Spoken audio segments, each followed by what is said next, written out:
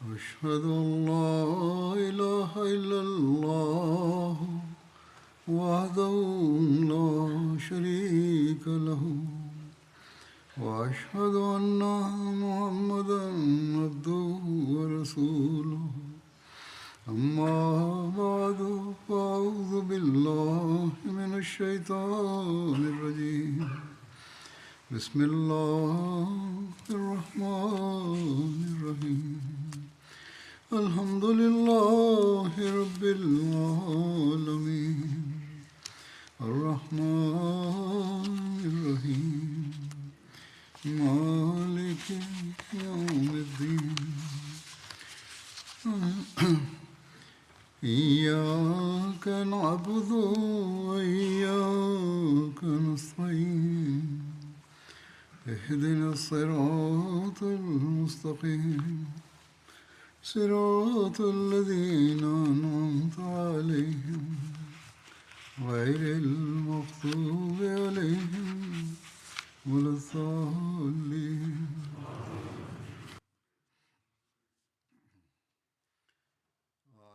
امروز صحبت راجع به صلح حدیبیه را آغاز می کنم.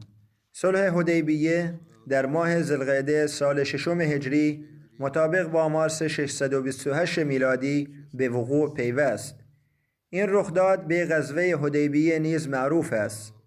درباره غزوه حدیبیه خداوند متعال سوره کاملی به نام سوره فتح نازل فرمود. این سوره با این آیات مبارک آغاز می شود. خداوند متعال می فرماید: إنا فتحنا لك فتحا مبینا لیغفر الله لك ما تقدم من ذنبك وما تأخر ويتم نعمته عليك ويهديك صراطا مستقيما وینصرك الله نصرا عزیزا.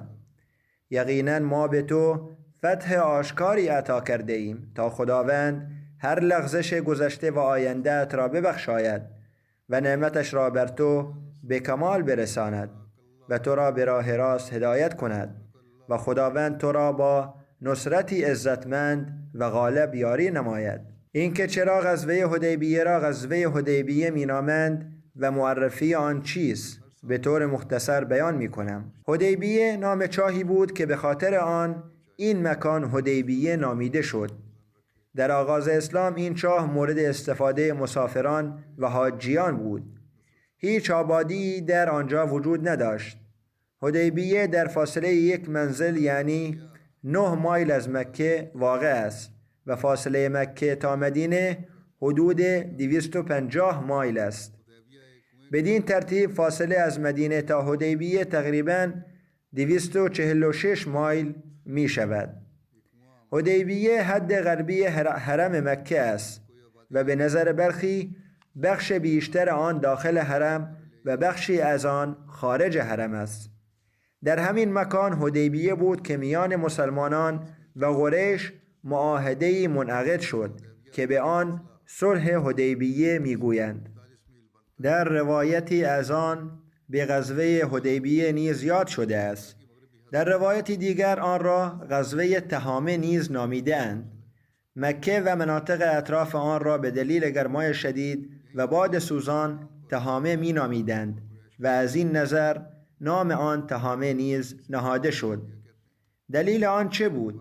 از روایات و تاریخ مشخص می شود که حضرت پیامبر اکرم صلی الله علیه و آله و سلم بر اساس رؤیایی سفر حدیبیه را اختیار فرمودند. روایت است که به حضرت پیامبر اکرم صلی الله علیه و آله و سلم در خواب نشان داده شد که ایشان به همراه صحابهشان در حال امنیت و آرامش سر خود را تراشیده و موهای خود را کوتاه کرده وارد مکه شدند و سپس حضرت پیامبر اکرم صلی الله علیه و آله و سلم وارد بیت الله شده و کلید آن را گرفتند و با وقوف کنندگان در میان عرفات وقوف کردند. ایشان در آنجا توقف نمودند. پس از آن حضرت پیامبر اکرم صلی الله علیه و آله و سلم اهل عرب و مردم بادیه نشین اطراف را فرا خواندند تا همگی با ایشان همراه شوند. در این سفر مسلمانان بجز شمشیرهایی که در غلاف بودند هیچ سلاحی به همراه نداشتند و آن شمشیرها نیز در غلافهایشان بودند. در آن زمان هر شخص هنگام خروج از خانه شمشیری با خود حمل می کرد. این گونه نباید تصور کرد که هر کس شمشیری دارد حتما قصد جنگ دارد. حضرت عمر به حضرت پیامبر اکرم صلی الله علیه و سلم عرض کرد: یا رسول الله، اگر از جانب ابو سفیان و همراهانش برای مسلمانان خطری وجود دارد، پس چرا تجهیزات جنگی به همراه نبرده اید؟ ایشان فرمودند: چون با نیت عمره می روم نمی خواهم سلاح با خود حمل کنم.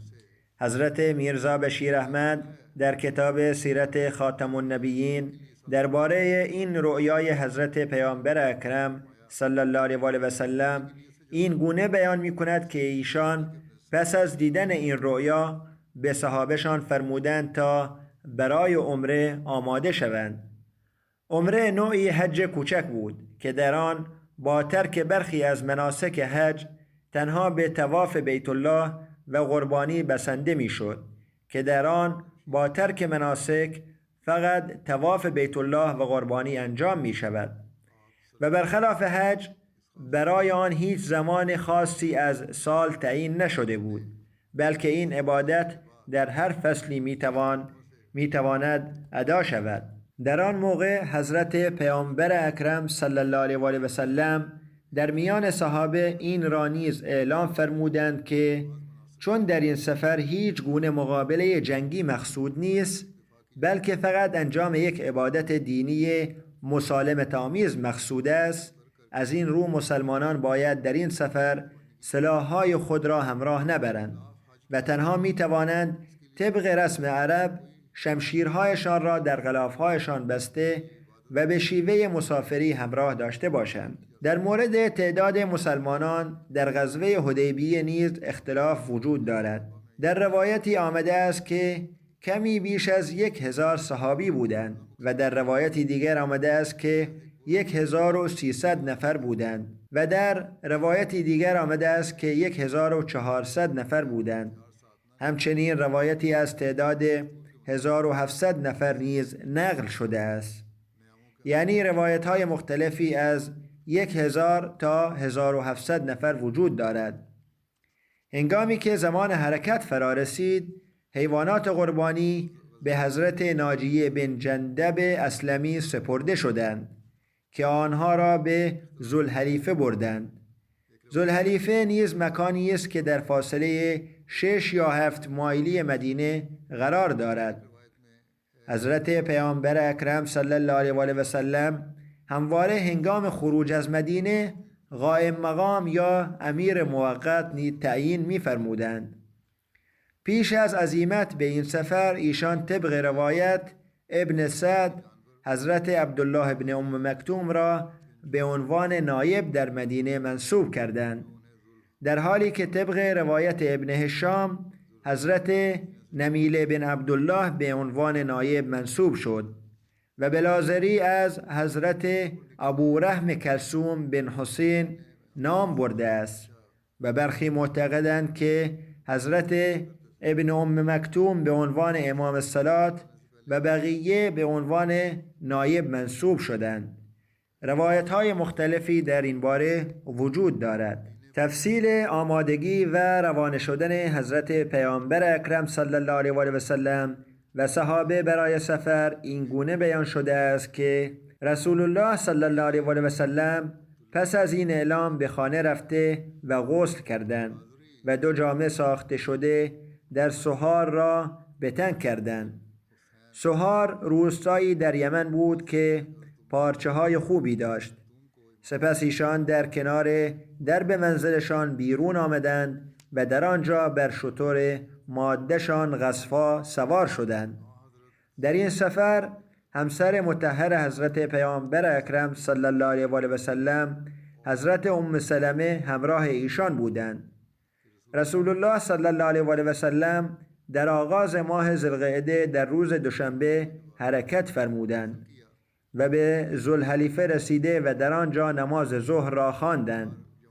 سپس حیوانات قربانی را که تعداد آنها 70 رأس بودند فرا خواندند و بر گردن آنها گردنبند آویختند.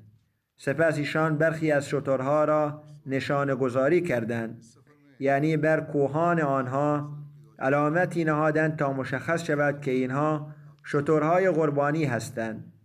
سپس به حضرت ناجی بن جندب دستور دادند و ایشان بقیه حیوانات را نشانه گذاری کردند. بر آنها نیز علامت نهاده شد و بر گردنشان گردنبند آویخته شد.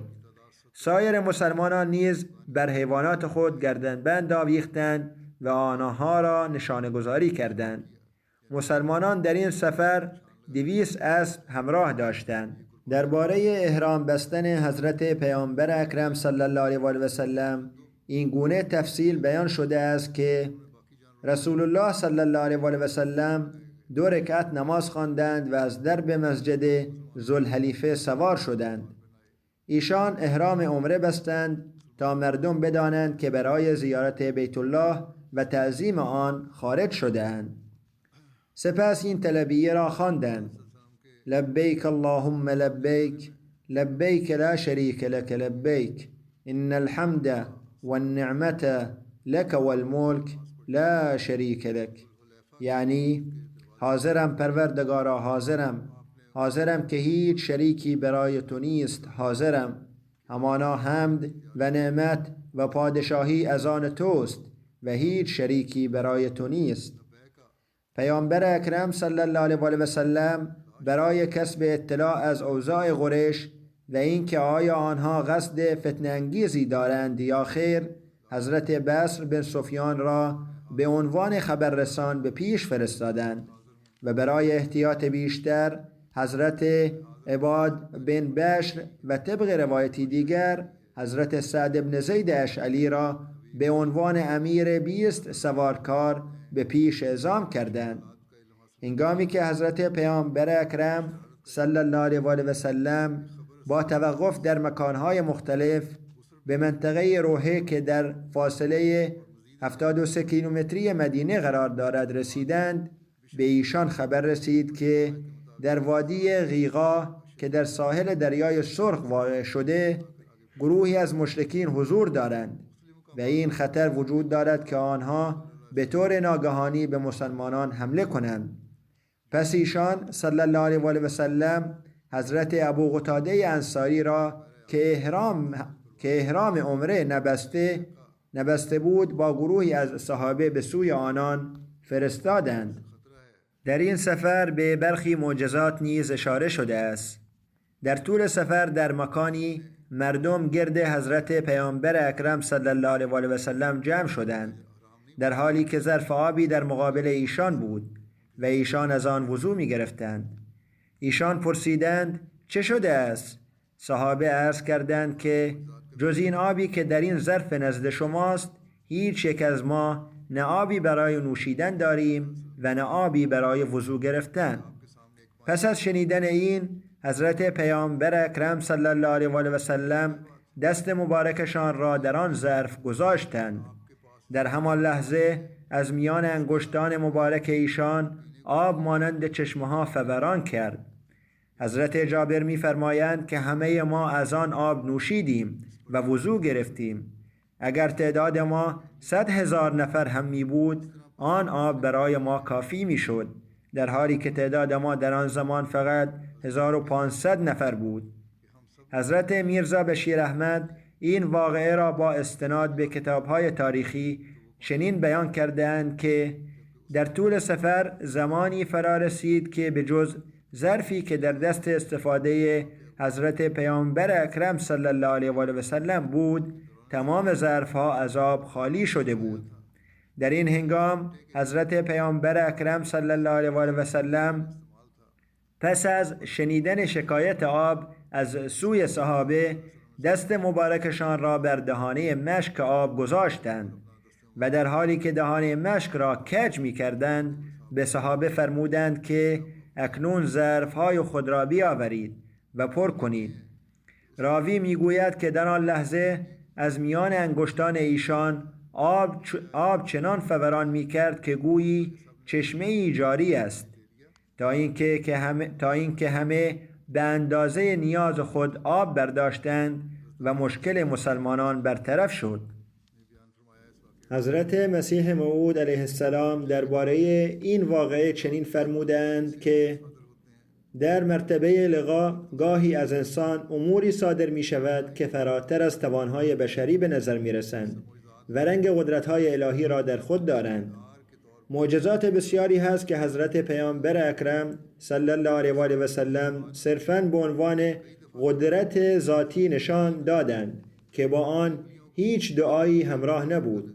چندین بار آب اندکی را که تنها در یک پیاله بود با فرو بردن انگشتانشان در آن آب چنان زیاد کردند که تمام لشکر و شتران و اسبها از آن آب نوشیدند و باز هم آن آب به همان مقدار اولیه‌اش موجود بود و چندین بار با گذاشتن دست بر 3-4 نان هزاران گرسنه و تشنه را از آنها سیر کردند و گاهی با برکت دادن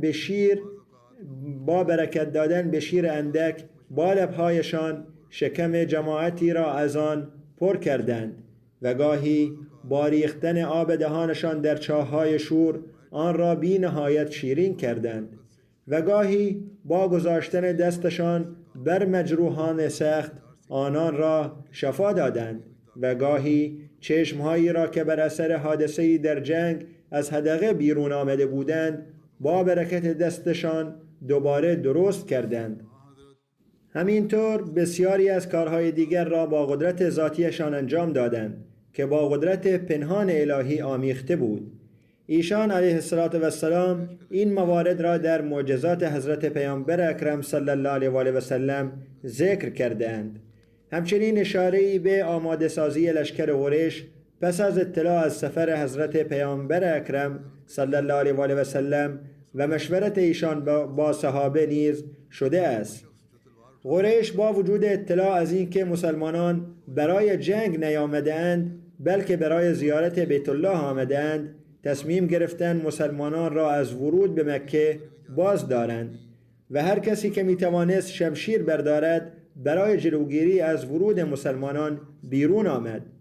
با وجود اینکه میدانستند برای جنگ نیامده‌اند با همراه کردن متحدان خود لشکری 8000 نفری آماده کردند و در دره‌ای به نام بلده در سمت غربی مکه اردو زدند و خالد ابن ولید را با 200 سوار برای بستن راه حضرت پیامبر اکرم صلی الله علیه و آله و سلم و صحابه به دره‌ای به نام غراء الغمیم در فاصله 8 مایلی اصفهان فرستادند.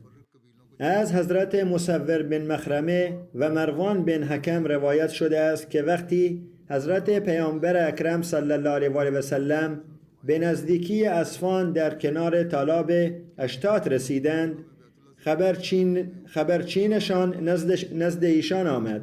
او گفت که قریش برای مقابله با ایشان لشکر بزرگی جمع کردند و قبیله های پراکنده را گرد هم آوردند و آنان قصد جنگیدن با شما را دارند و میخواهند شما را از بیت الله باز دارند. حضرت پیامبر اکرم صلی الله علیه و آله و سلم فرمودند: ای مردم، به من مشورت دهید. آیا صلاح می‌دانید که به کسانی که می‌خواهند ما را از بیت الله باز دارند حمله کنیم و خانواده و فرزندانشان را هدف قرار دهیم و اگر آنان به سوی ما بیایند آنان را شکست خورده رها کنیم؟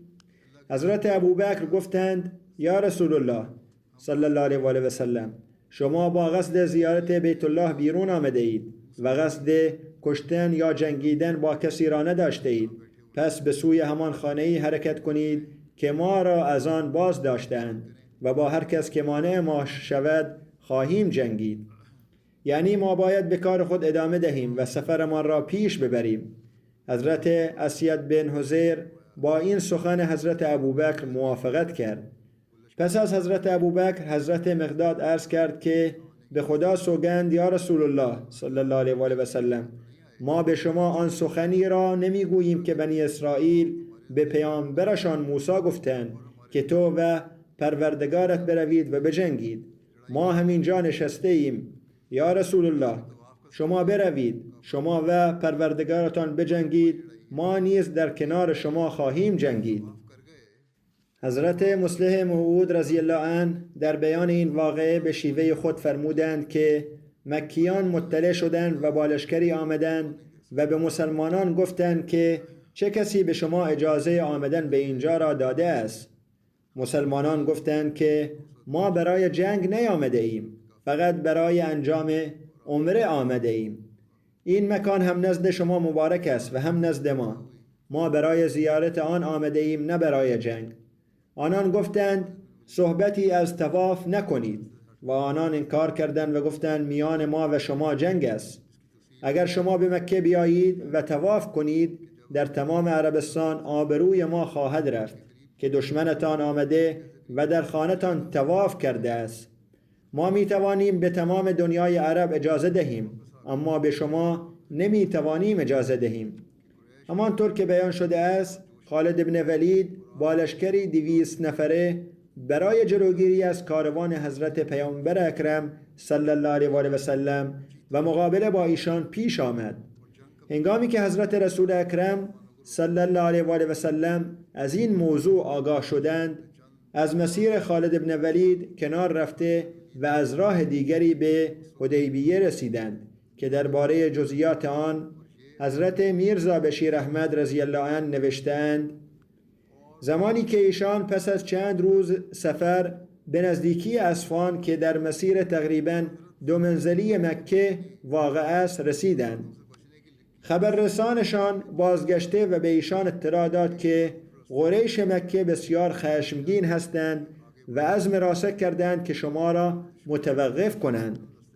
حتی برخی از آنان برای نشان دادن خشم و وحشیگری خود پوست پلنگ پوشیدند و با تصمیم قطعی برای جنگ اراده کردند که به هر صورت ممکن مسلمانان را متوقف کنند.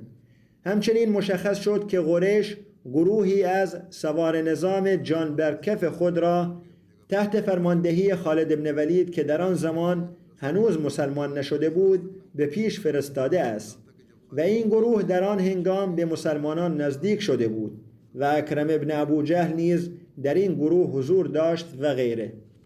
هنگامی که حضرت پیامبر اکرم صلی الله علیه و آله و سلم این خبر را شنیدند، برای جلوگیری از درگیری به صحابه دستور دادند که مسیر معروف مکه را رها کرده و از سمت راست حرکت کنند. بنابراین مسلمانان در مسیری دشوار و صعب العبور افتاده و از سمت دریا به پیش و روی آغاز کردند. رسول الله صلی الله علیه و آله و سلم نمی‌خواستند که با آنان درگیری پیش آید، زیرا ایشان برای جنگ نیامده بودند بلکه برای عمره تشریف آورده بودند. به هر حال ایشان صلی الله علیه و آله و سلم از آنجا خارج شدند و به مکان خود رسیدند. خالد بن ولید حتی متوجه تغییر مسیر مسلمانان نشد تا آنکه وقتی خالد بن ولید گرد و غبار لشکر اسلام را دید با شتاب رفت تا قریش را خبردار کند. درباره اقامت رسول الله صلی الله علیه و آله و سلم در حدیبیه در روایت آمده است از حضرت مصور ابن مخرمه و مروان روایت شده که رسول الله صلی الله علیه و آله و سلم در زمان حدیبیه تشریف بردند تا آنکه وقتی به آن دره رسیدند که از آنجا به سوی قریش پایین می رفتند، شتر ایشان با ایشان نشست. مردم برای برخاستن شتر صدا زدند، اما او همانطور باقی ماند. مردم گفتند که غصوا، نام شتر پیامبر، سرکشی کرده است. پیامبر صلی الله علیه و آله و سلم فرمودند غصوا سرکشی نکرده و این عادت او نیست، بلکه همان ذات پاکی که فیلها را متوقف کرد، یعنی خداوند متعال او را نگه داشته است. سپس ایشان صلی الله علیه و آله و سلم فرمودند قسم به آن ذاتی که جانم در دست اوست، هر خواسته قریش را میپذیرم بجز آنکه حرمتهای الهی را بشکند. سپس به شتر تشر زدند و او برخاست. ایشان فرمودند هر درخواستی که قریش بکنند به شرط آنکه به حرمت خداوند متعال خدشه‌ای وارد نشود، من خواسته های آنان را هر چه باشد برآورده خواهم کرد. به هر حال هنگامی که ایشان دوباره شتر را به حرکت واداشتند او برخاست. ایشان از مسیر مکه منحرف شده و به راه خود ادامه دادند تا آنکه در کنار دورتر حدیبیه نزد حوضی کم آب اردو زدند. این روایت بخاری است. حضرت مصلح موعود بیان می کنند که در این مکان شتر ایشان ایستاد و از حرکت به جلو خودداری کرد. صحابه عرض کردند یا رسول الله صلی الله علیه و آله و سلم، شتر شما خسته شده است، شما می توانید بر شتر دیگری سوار شوید. اما ایشان فرمودند نه، این شتر خسته نشده است، بلکه به نظر می رسد خواست خداوند متعال این است که ما در همین جا توقف کنیم و من از همین جا به هر طریق ممکن از مکیان درخواست خواهم کرد که به ما اجازه عمره بدهند و هر شرطی که آنان بگذارند من آن را خواهم پذیرفت. در آن زمان لشکر مکه در فاصله دور از مکه ایستاده بود و منتظر مسلمانان بود. اگر حضرت پیامبر اکرم صلی الله علیه و آله و سلم می‌خواستند می‌توانستند بدون مقابله وارد مکه شوند، اما چون ایشان تصمیم گرفته بودند که نخست تلاش کنند با اجازه مکیان طواف کنند و تنها در صورتی به مقابله بپردازند که مکیان خود با آغاز جنگ آنان را مجبور به جنگیدن کنند، از این رو با وجود باز بودن راه مکه در حدیبیه اردو زدند. در روایت بخاری آمده است که در حدیبیه هنگامی که مسلمانان در کنار حوضی کم آب اردو زدند، مردم شروع به برداشتن آب از آن کردند و بسیار در مصرف آن صرفه جویی کردند. اما باز طولی نکشید که آب آن حوض تمام شد و مردم به حضرت رسول الله صلی الله علیه و آله و سلم از تشنگی شکایت کردند.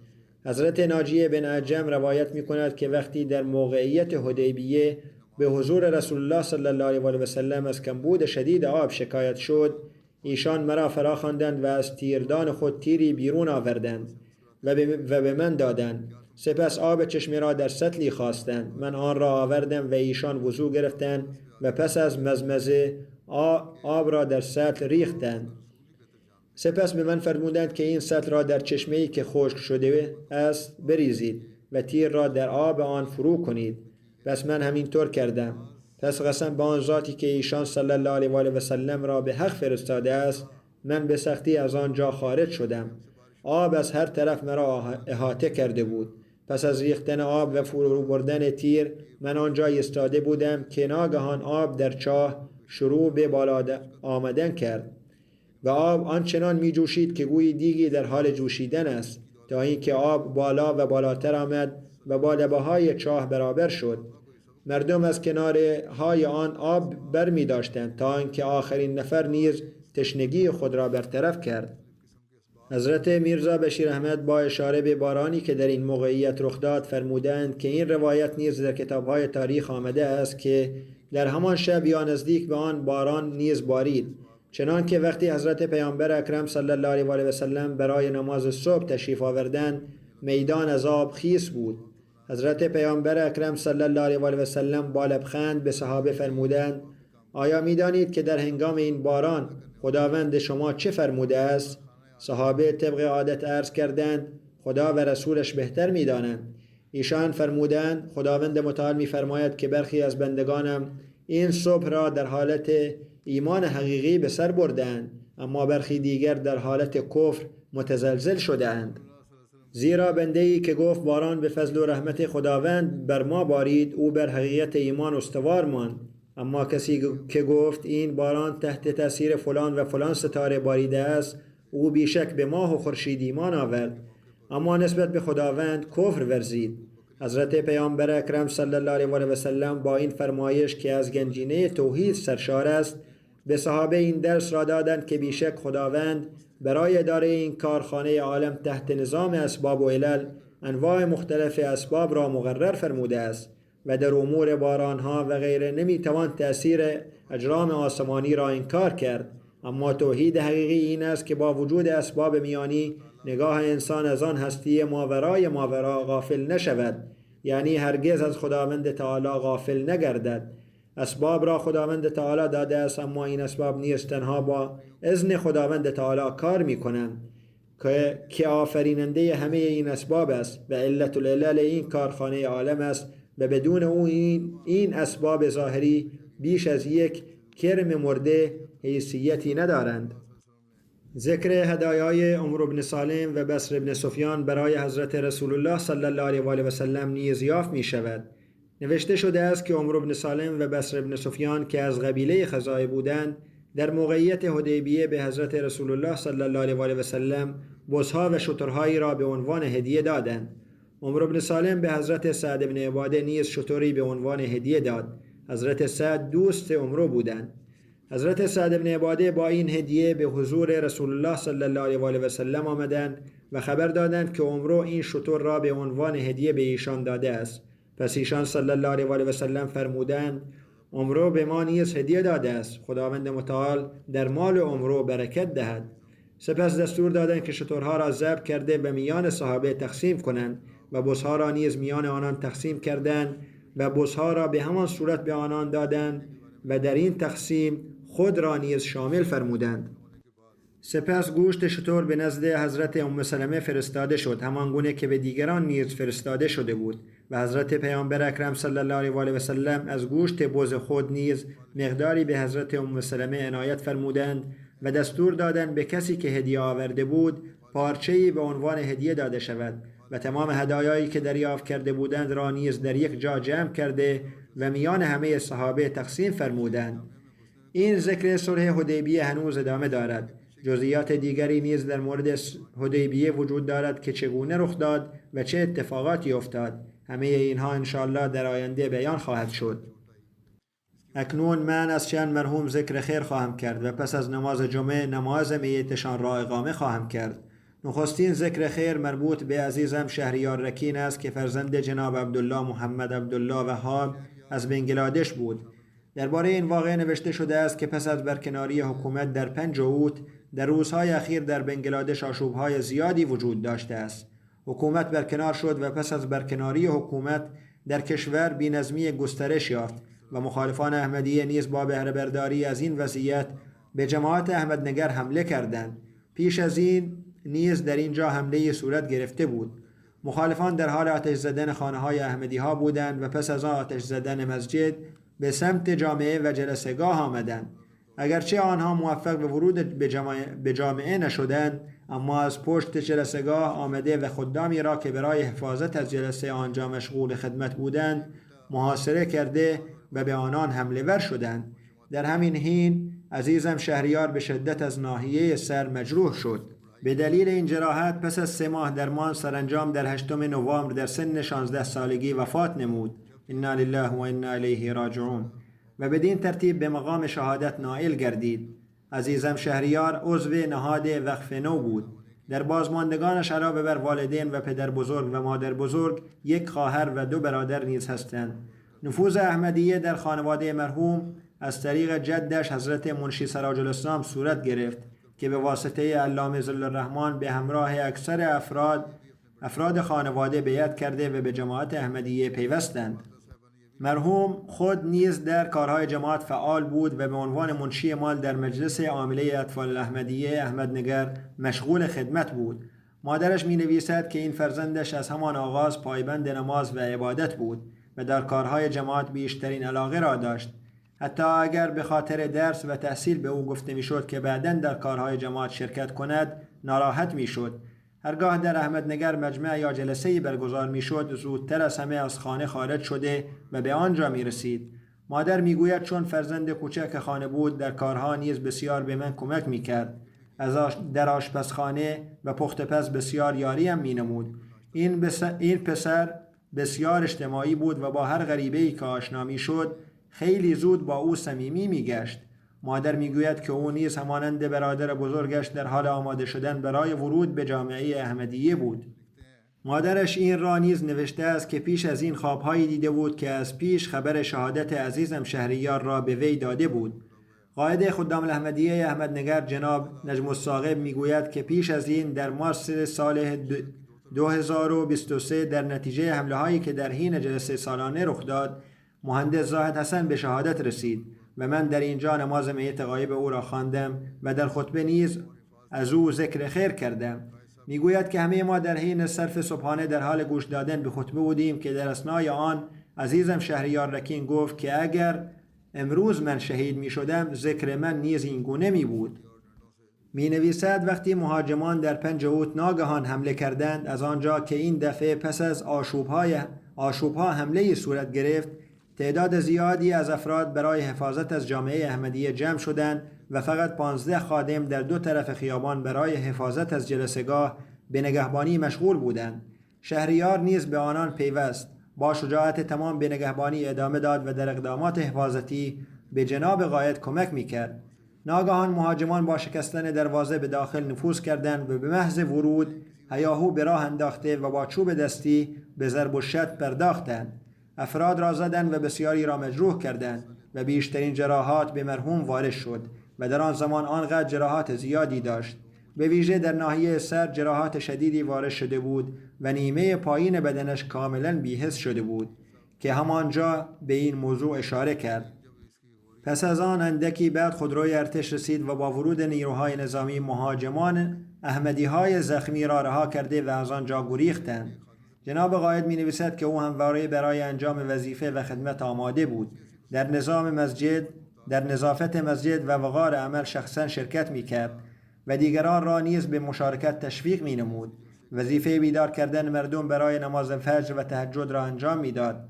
آقای ظهیر که از متعلمین جامعه بنگلادش است می گوید که روزی که تدفین او انجام می شد، من در جلسه‌گاه در آن منطقه مسئول نگهبانی بودم و از یکی از خادمان احمدنگر پرسیدم که شما اغلب با او بودید و با هم بازی می کردید.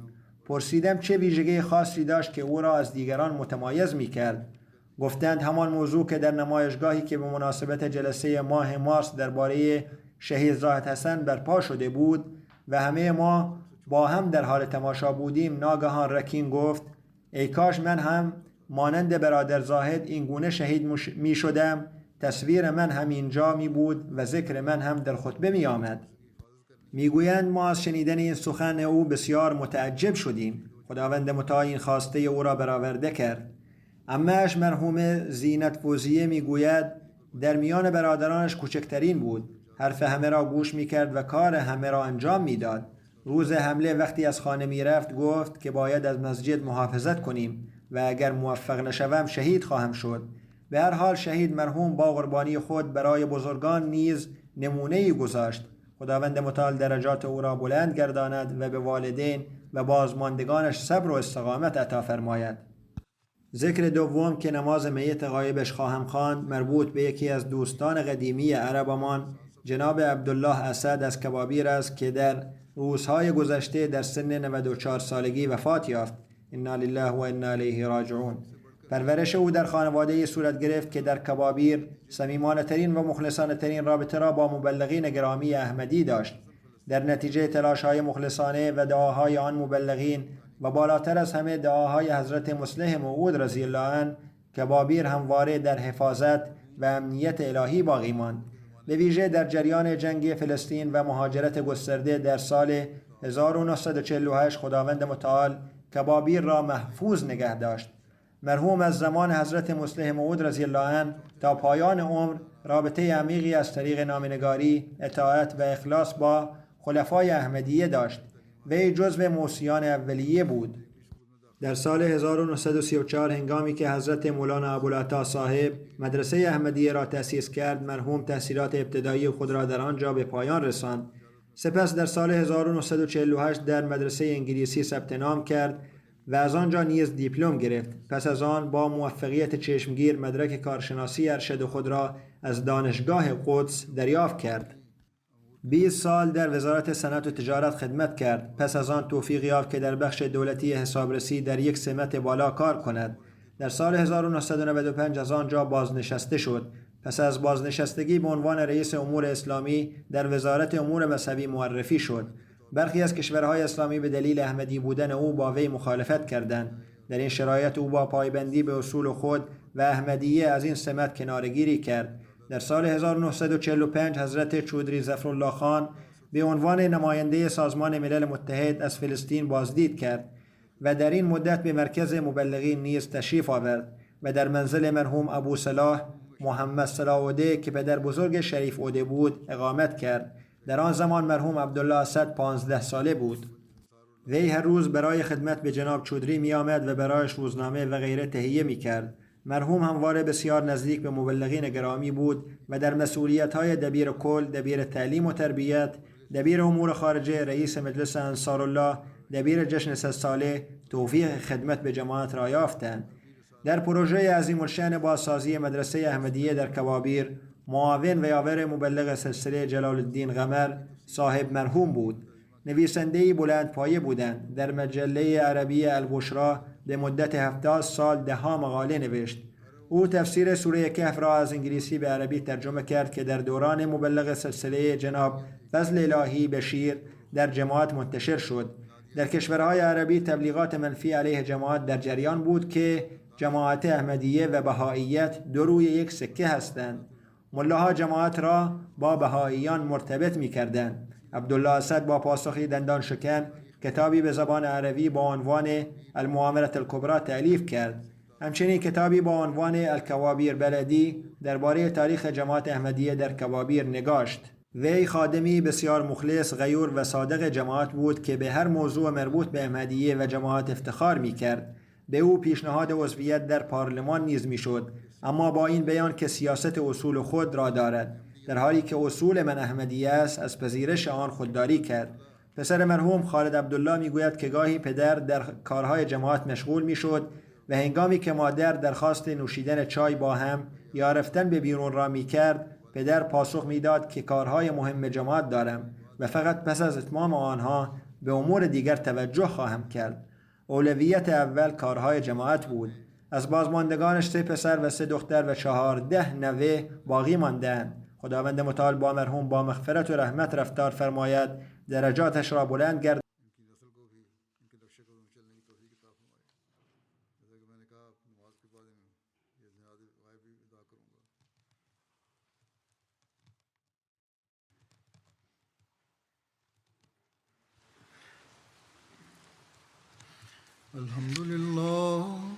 الحمد لله نحمده ونستعينه ونستغفره ونؤمن به ونتوكل عليه ونعوذ بالله من شرور أنفسنا ومن سيئات أعمالنا من يهده الله فلا مضل له ومن يضلل فلا هادي له ونشهد أن لا إله إلا الله ونشهد أن محمدا عبده ورسوله عباد الله رحمكم الله إن الله يأمر بالعدل والإحسان وإيتاء ذي القربى وينهى عن الفحشاء والمنكر والبغي يعظكم لعلكم تذكرون اذكروا الله يذكركم وادعوه يستجب لكم ولذكر الله